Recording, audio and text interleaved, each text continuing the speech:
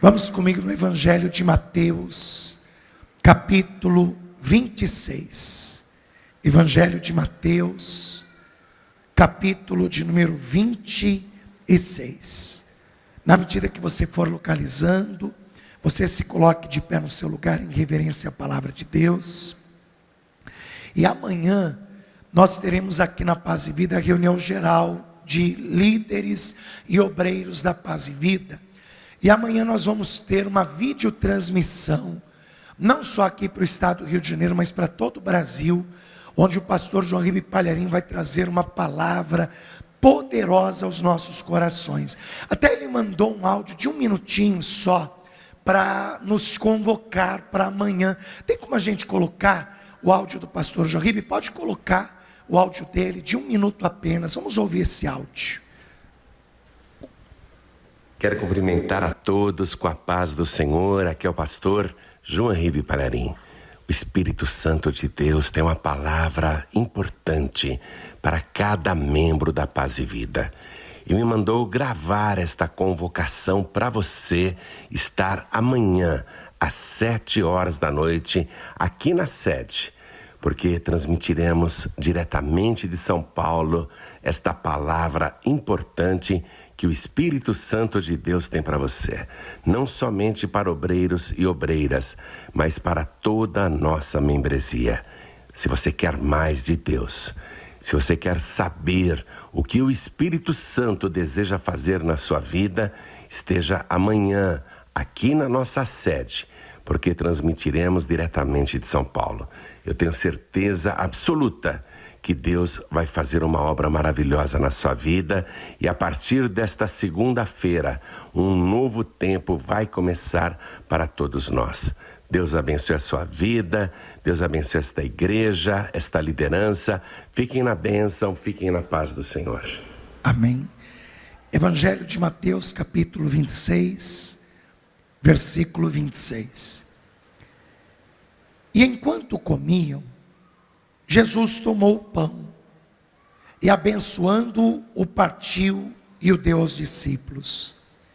E disse: tomai e comei, isto é o meu corpo.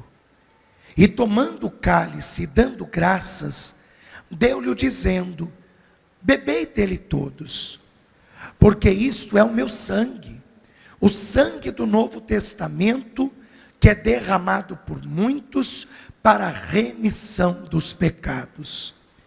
E digo-vos que, desde agora, não beberei deste fruto da vide, até aquele dia em que o beba de novo convosco, no reino de meu Pai. E tendo cantado um hino, saíram para o Monte das Oliveiras. Assim seja. Amém, igreja? A última ceia que Jesus celebrou com seus discípulos. Logo após esta ceia, Jesus vai se dirigir até o Monte das Oliveiras. Você crê que esta é a palavra de Deus? Que Ele tem algo a dizer ao teu coração? Então desocupe as tuas mãos e vamos dar uma linda salva de palmas para o Senhor e para a sua palavra. Pai bendito, Deus amado e todo-poderoso, envia a tua palavra com poder e autoridade, e que a tua palavra vá e produza o resultado para o qual está sendo mandada, em nome de Jesus. Assim seja. Digam todos: assim seja. Pode tomar o teu assento. Depois da última ceia, o Senhor Jesus saiu de Jerusalém e retornou com os seus discípulos até o Monte das Oliveiras. Quando Jesus chegou onde eles estavam acampados, Jesus disse para os discípulos: fiquem aqui, porque eu vou mais adiante para orar. Jesus chama 3 discípulos com ele, Pedro, Tiago, João, e ele se dirige para um local chamado Getsemane. E Getsemane significa prensa de azeite.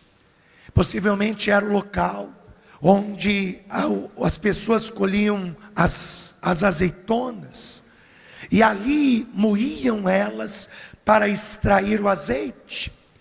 Jesus se dirige até aquele local deserto, aquele local sozinho, junto com Pedro, Tiago e João, e nós vamos ver Jesus falando coisas que nunca antes ele havia dito durante os 3 anos do seu ministério. A primeira coisa que nós vamos encontrar Jesus dizendo para os discípulos que ele estava angustiado e que ele estava temeroso até a morte.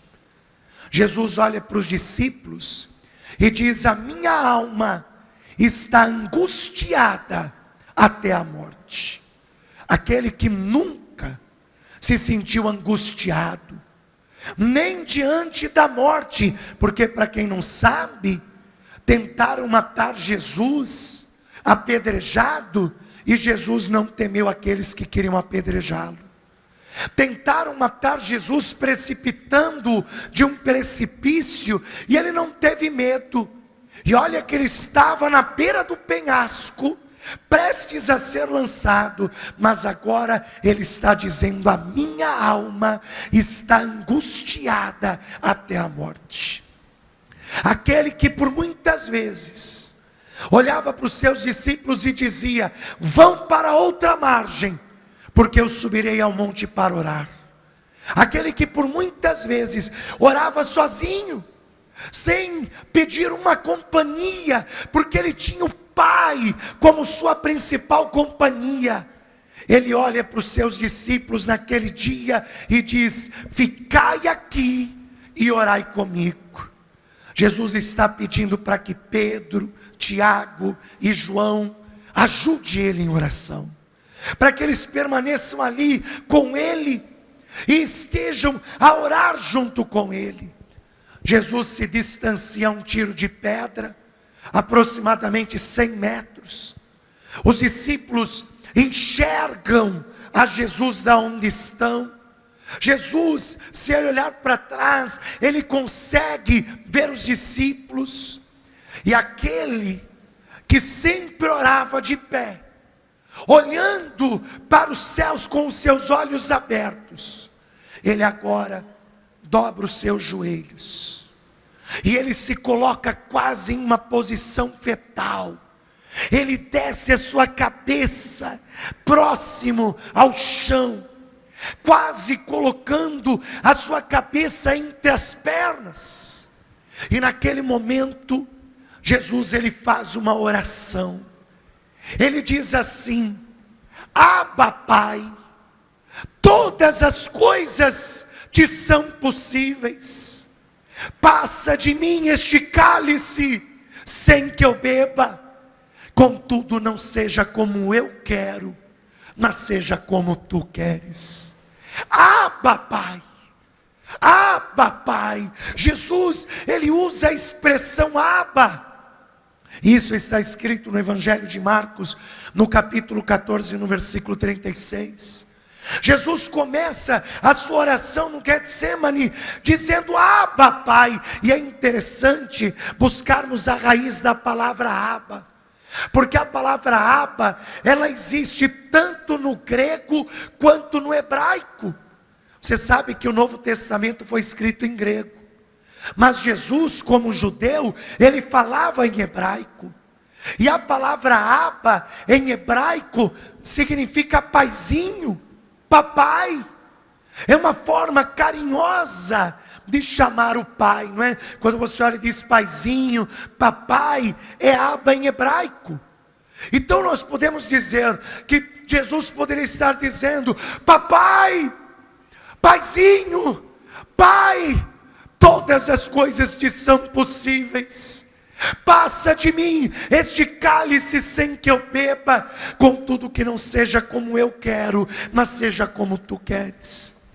Só que no grego, a palavra Abba é um grito de socorro, porque Abba em grego significa socorre-me.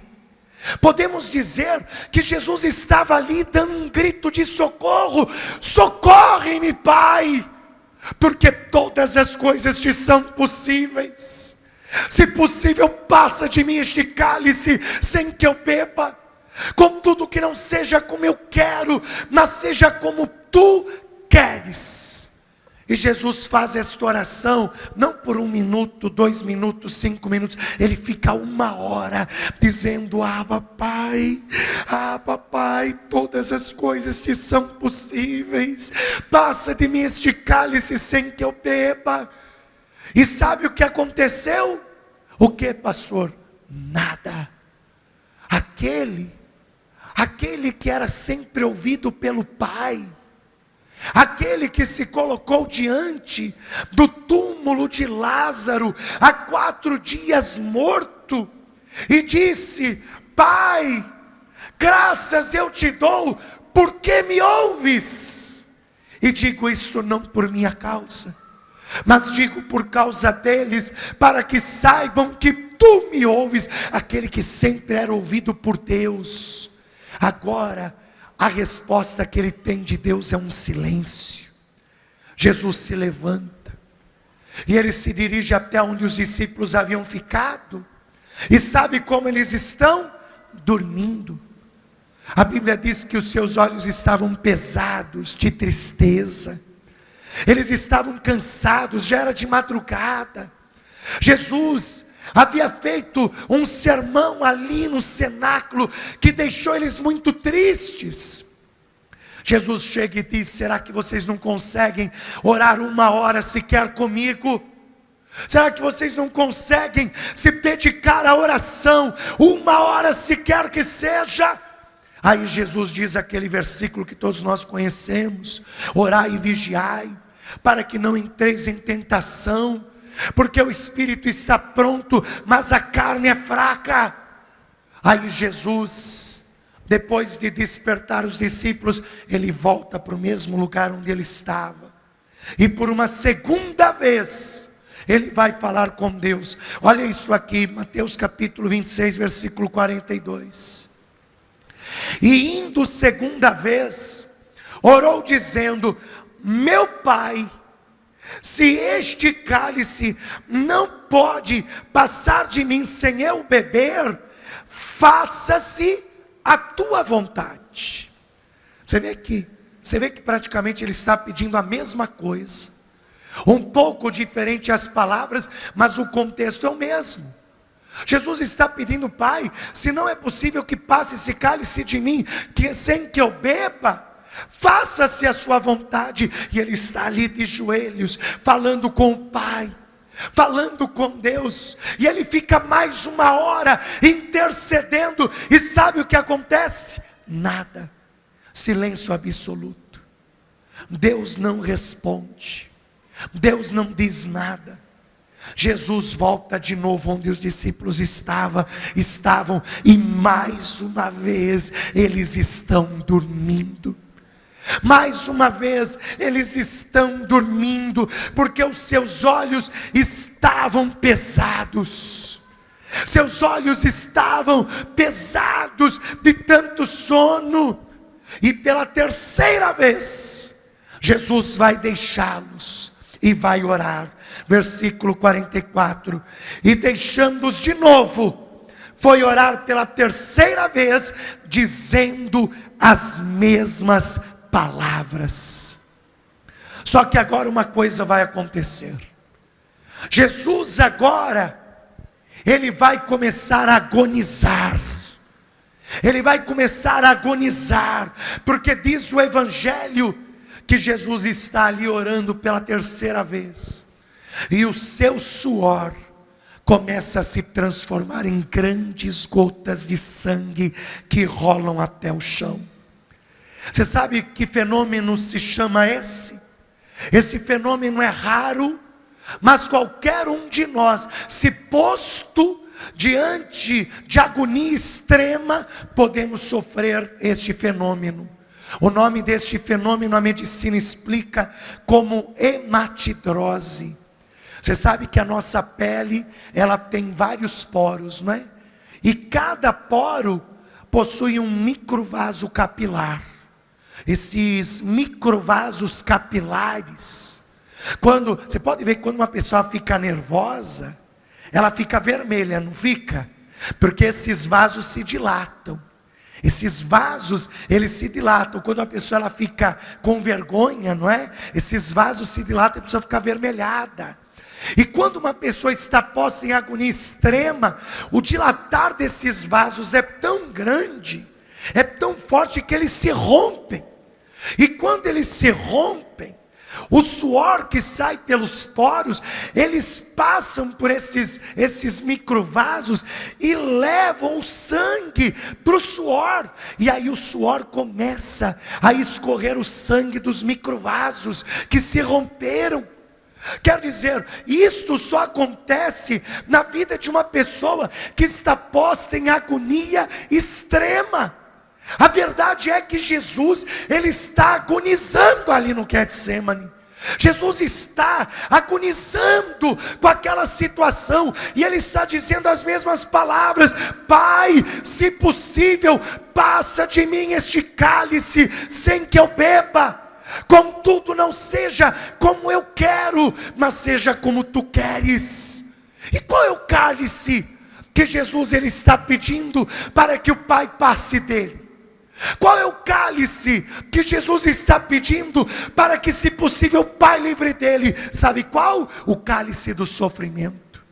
Jesus sabe que ele vai ser preso, que ele vai ser julgado, que ele vai ser condenado, que ele vai ser esbofeteado, que ele vai ser escarrado, que ele vai ser chicoteado, que ele vai ser pregado em uma cruz. Ele sabe toda a barbárie que está para acontecer com ele, pois ele é Deus, e como Deus ele é onisciente, ele sabe todas as coisas. Ele sabe o que está aguardando por ele, e ele está pedindo: Pai, se há outro jeito, se há outro meio, se há outra forma, passa de mim este cálice sem que eu beba. Contudo, não seja como eu quero, mas seja como tu queres. Agora vem cá, Jesus está dizendo que se houvesse outra forma para que a humanidade fosse salva, para que ele não precisasse morrer naquela cruz por mim e por você, que o Pai revelasse naquele momento. Quem aqui é pai e é mãe? Levanta a mão assim. Você é pai e é mãe? Então escuta o que eu vou te dizer. Hoje é dia dos pais, não é? Você que é pai, você que é mãe, se você visse o teu filho agonizando, se você visse o teu filho agonizando, e o teu filho te dizendo: Pai, todas as coisas te são possíveis, se possível, passa de mim esta agonia, passa de mim este sofrimento. Vem cá, se tivesse ao teu alcance uma forma de livrar o teu filho da agonia que ele está passando, você não livraria?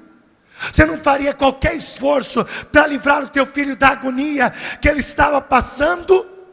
Se você tivesse outro jeito, outro meio, uma maneira de livrar o teu filho da agonia que ele está sentindo, você não faria? Você que é pai, você que é mãe, você que é pai e mãe, você não faria isso? Não, pastor, eu não faria que nada. Teu filho fica com um pouquinho de febre, ai meu Deus, está com 38, ai meu Deus do céu, de 5 em 5 minutos fica levantando, indo pondo a mão na criança, se não abaixa, sai correndo de pijama para a rua, pega ônibus, liga para parente, para pegar carro e ir correndo para o hospital com a criança. Lógico que se estivesse ao teu alcance uma forma de livrar o teu filho da agonia que ele está sofrendo, do sofrimento que ele está, você faria. Vem cá, se o homem conseguisse salvação por mérito próprio, porque há pessoas que acham que poderão ser salvas por méritos próprios. Se eu não roubar, se eu não matar, se eu for uma pessoa honesta, direita, correta, eu vou ir para o céu. Você acha que se tivesse como alma o homem salvar a sua alma por mérito, Deus não tinha dito, é verdade, meu filho, você não precisa passar por essa agonia, porque os homens podem se salvar a si mesmos pelas suas boas obras. Meu filho, não precisa disso, não precisa morrer na cruz não, porque olha, o homem vai se salvar pelas suas boas obras.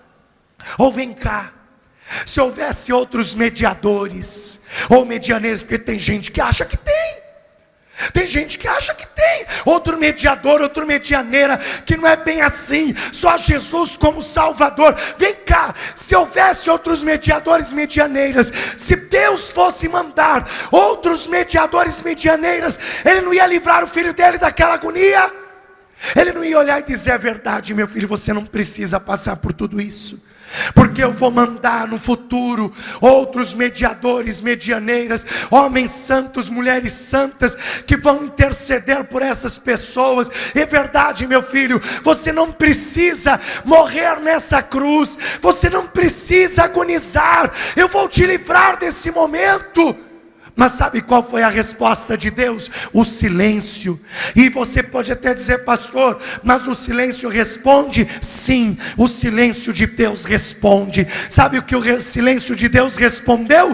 Que não há outro jeito, que não há outro mediador, que não há outra medianeira, que não há outra forma do homem ser salvo, a não ser pelo sacrifício do Senhor Jesus Cristo.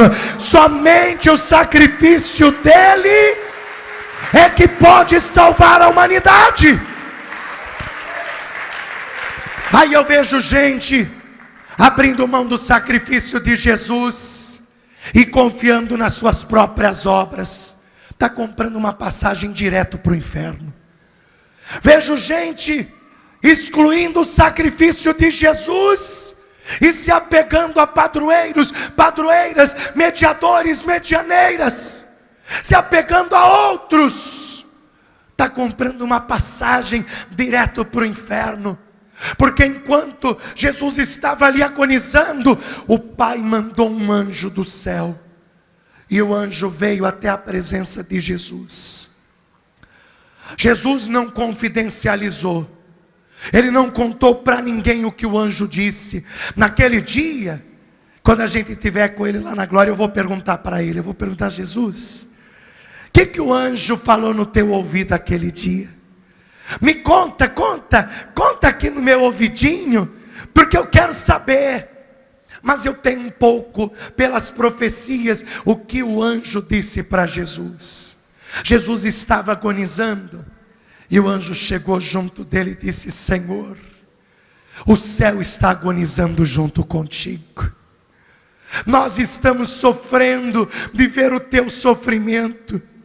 O Pai está de coração partido no seu trono, por não poder te ajudar. Porque você sabe que Deus é o Pai excelente. Ele disse, pode uma mãe esquecer do filho que amamentou, mas eu nunca me esquecerei de um filho meu. O Pai está no trono agonizando de ver você nesta agonia. Ele está sofrendo contigo, mas Ele me mandou te dizer que não há outro jeito, não há outra forma de salvar a humanidade, a não ser pelo teu sacrifício. E Ele está mandando te dizer que Ele quer que você vá em frente e se sacrifique por esta humanidade. Sabe o que isso significa, meu irmão? Que só Jesus, só o sacrifício de Jesus é que pode salvar a mim e salvar a você. Aleluia. Vamos aplaudir a Jesus por isso. Tinha que se cumprir o que o profeta Isaías escreveu no capítulo 53, no versículo 10. Livro do profeta Isaías, capítulo 53, versículo de número 10. Todavia, ao Senhor agradou o moê-lo, fazendo-o enfermar. E quando a sua alma se puser por expiação do pecado, verá a sua posteridade e prolongará os dias, e o bom prazer do Senhor prosperará na sua mão, e o trabalho da sua alma Ele verá e ficará satisfeito, pois com o seu conhecimento o meu servo, o justo, justificará muitos, porque as iniquidades deles levará sobre si. Você está entendendo? Não tem outro jeito. Jesus é o único jeito de sermos salvos, remidos e libertos do pecado, para a honra e glória do nome do Senhor. Só o sacrifício de Jesus, não há outro jeito. Por que não há outro jeito, pastor? Porque só Jesus é que pode fazer isso aqui. Mateus capítulo 26, versículo 28. Se você não prestou atenção, agora você presta. Porque Jesus disse assim: porque isto é o meu sangue, o sangue do Novo Testamento, que é derramado por muitos para a remissão dos pecados. Você sabe o que significa remissão? Remir, redimir, remissão significa perdão e libertação graciosa de uma dívida. É isso que significa. Significa perdão ou libertação de uma dívida, uma forma graciosa de libertar alguém de uma dívida. Pastor, mas eu não tenho dívida nenhuma. Engano seu. A Bíblia diz que todo aquele que comete pecado se torna devedor do pecado. Todo aquele que comete pecado se torna escravo do pecado e se torna devedor do pecado. E foi Jesus que pagou essa conta por nós. Foi o sacrifício dele que pagou esta conta por mim e por você. Se hoje eu e você somos livres do pecado, se hoje eu e você somos livres desse mundo, se hoje eu e você somos livres do tentador, é graças ao sacrifício de Jesus, porque ele pagou a nossa dívida, e assim fomos absolvidos para a honra e glória do seu santo nome. Fique de pé no seu lugar. Mas pastor, a que momento Jesus pagou a minha dívida? Você quer saber qual foi o momento que ele pagou a tua dívida? Ah, pastor, eu quero. Eu vou te dizer qual foi. Jesus foi condenado à cruz. Das 9 horas da manhã até as 3 horas da tarde. Ele ficou ali de braços abertos, preso numa cruz. Pregos transpassaram os seus pulsos. Tem gente que pensa que os pregos eram colocados na palma da mão. Não tem como, gente. Porque a palma da mão ela é cheia de pequenos ossinhos e cartilagens. Se o prego é colocado aqui, com o peso do corpo, rasgaria a mão. Então o que eles faziam? Eles pregavam aqui, ó. Aqui nesse, põe o dedo aqui, ó. Você tem um furinho bem aqui no teu pulso, não tem? Aqui há vários tendões. É essa junção do teu antebraço com a tua mão, bem aqui que eles batiam o prego. Sabe o que acontecia com a mão? Automaticamente, a mão engravinhava quando batia o prego aqui. Engravinhava na mesma hora. Porque aqui há tendões, há pontos nervosos, e a mão de Jesus engravinhou na cruz. Jesus ali, debaixo do sol escaldante da Palestina, aquele sol, ele te seca. É um sol que acaba com você. Às vezes você anda um pouquinho no sol, você fica com dor de cabeça, não é? Imagina Jesus das 9 da manhã até as 3 da tarde, debaixo daquele sol. Sangrando pelas mãos, pelos pés, pelo rosto que foi esbofeteado, pelas costas que foi chicoteada, pelo corpo que foi agredido. Jesus sangrava naquela cruz, e quando estava perto das 3 horas da tarde, Jesus exaurido, cansado, Jesus ele balbuciou: tenho sede. Você acha que Jesus gritou: tenho sede? Não, ele estava exausto, cansado, e ele balbuciou: tenho sede. O soldado romano que estava guardando os presos crucificados, ele escuta e chega mais perto da cruz, e ele escuta Jesus mais uma vez dizendo: tenho sede. Os lábios de Jesus ressecado, seu estômago vazio, porque a última refeição de Jesus foi aquele pão e foi aquele cálice que ele tomou na última ceia. Jesus de estômago vazio, sua garganta seca, sua boca amarga pelo sangue que ressecou dentro dela, seus lábios cortados pelas bofetadas e pelo calor escaldante que está sobre a cabeça dele. Aí aquele soldado sai de perto da cruz, vai até um tacho que tinha do lado, pega uma esponja, embebe aquela esponja, pega uma vara, coloca aquela esponja na ponta, e ele levanta até a boca de Jesus. Quando Jesus ele percebe aquela esponja perto da sua boca, Jesus então toca e suga. Só que quando Jesus suga, não era água, era vinagre. Você já pensou uma pessoa sedenta? Dá um vinagre para ela beber. O vinagre queimou sua língua, queimou sua boca, ardeu sua garganta, queimou seu estômago. Às vezes você toma uma coisa ácida, ou come uma coisa ácida, cai no teu estômago, que chega até a doer.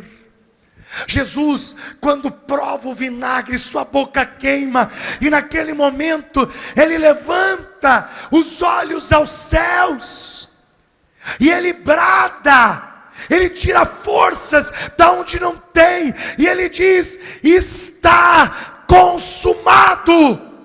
Pai, na tua mão eu entrego o meu espírito. E ele pende a sua cabeça. Agora, quando a gente lê na Bíblia escrito está consumado, isso é na nossa tradução, porque no original grego, Jesus usou a palavra telestai. Você sabe que telestai era uma escrita que os romanos usavam, que os gregos usavam, que os juízes usavam, quando uma pessoa pagava a sua dívida com a sociedade, pagava a sua dívida, então o juiz escrevia na carta de liberação dele: telestai, dívida paga. Ou seja, Jesus, antes de entregar o seu espírito a Deus, ele disse: eu paguei a tua dívida está paga. Telestai,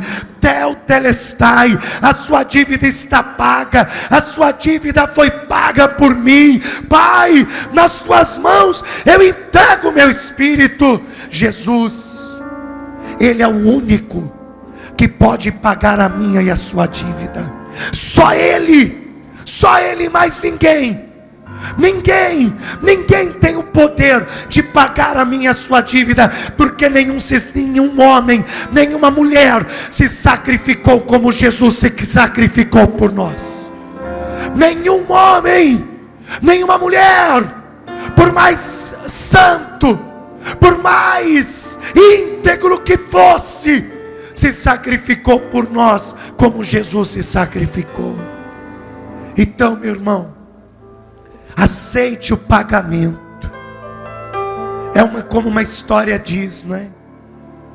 Havia um moço, filho do rei, e esse moço, filho do rei, ele tinha um amigo que ele queria muito, mas esse amigo tinha uma dívida com o reino, e por ele não pagar a sua dívida, ele foi preso, ele foi encarcerado. E aí esse amigo, esse filho do rei, chegou para o pai e disse: pai, eu quero tanto bem esse meu amigo, não tem como o Senhor soltar ele. E aí naquele momento, o pai disse: filho, eu te amo, mas ele tem uma dívida com o meu reino, e ele é digno de estar preso. Aí aquele filho disse: pai, e se eu pagar a dívida no lugar dele? E se eu pagar a dívida por ele? O pai disse: se você quiser pagar, eu aceito. Eu aceito que você pague a dívida dele. Mas a pergunta é: ele vai aceitar que você pague a dívida por ele? Porque aquele amigo, ele pode dizer 3 coisas, e são as coisas que as pessoas respondem na hora do apelo. A pessoa pode responder para Jesus: a dívida é minha, e eu pago as minhas próprias dívidas. Tem pessoa que fala isso para Deus. São aqueles que querem ser salvos por meritocracia, pelos seus próprios métodos, pelos seus próprios méritos. Não, eu me salvo porque eu sou uma pessoa boa, honesta. Tem gente que responde isso. Já outros dizem assim: eu não mandei você pagar a dívida por mim, eu não mandei ninguém morrer por mim, por que que eu preciso entregar minha vida para ele? Tem gente que pensa assim: eu não pedi para ninguém morrer por mim numa cruz, se ele morreu porque ele quis. Ou a pessoa aceita o pagamento que Jesus fez por ela, e ela fica tão grata, porque ele não tinha como pagar aquela dívida, e o seu amigo pagou por ele, e ele vai dizer: deixa eu te servir por todos os dias da minha vida. Qual vai ser a sua resposta? Você vai dizer: é a minha dívida e eu que pago a minha dívida? Ou você vai responder: eu não pedi para ninguém morrer por mim numa cruz? Ou você vai dizer: Jesus, obrigado por ter morrido naquela cruz, porque esta era uma dívida que eu não tinha como pagar. Era uma dívida que eu não tinha como quitá-la, e o Senhor quitou ela por mim. E o mínimo que eu posso fazer por ti é te servir todos os dias da minha vida. Qual vai ser a sua resposta?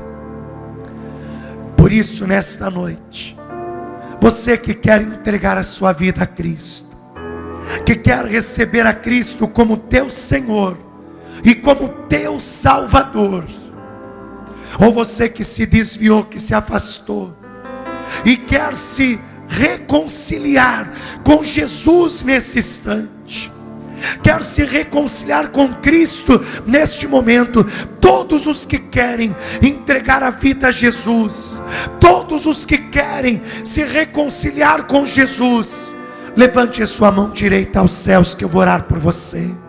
Pastor, eu quero entregar a minha vida a Cristo. Pastor, eu quero me reconciliar com Jesus. Você que quer entregar a sua vida a Cristo, que quer se reconciliar com Jesus, se alguém, vem aqui diante do altar, que eu vou orar por você agora. Vem aqui diante do altar, porque eu vou te abençoar. Entrega a tua vida a Cristo, se reconcilia com Ele nesta noite. Quem aqui já está na presença de Deus? Tua vida já é de Jesus. Então, faça o seguinte: lembra que Ele pagou por você uma dívida que você não podia pagar. Ele foi o único capaz de pagar por você uma dívida impagável.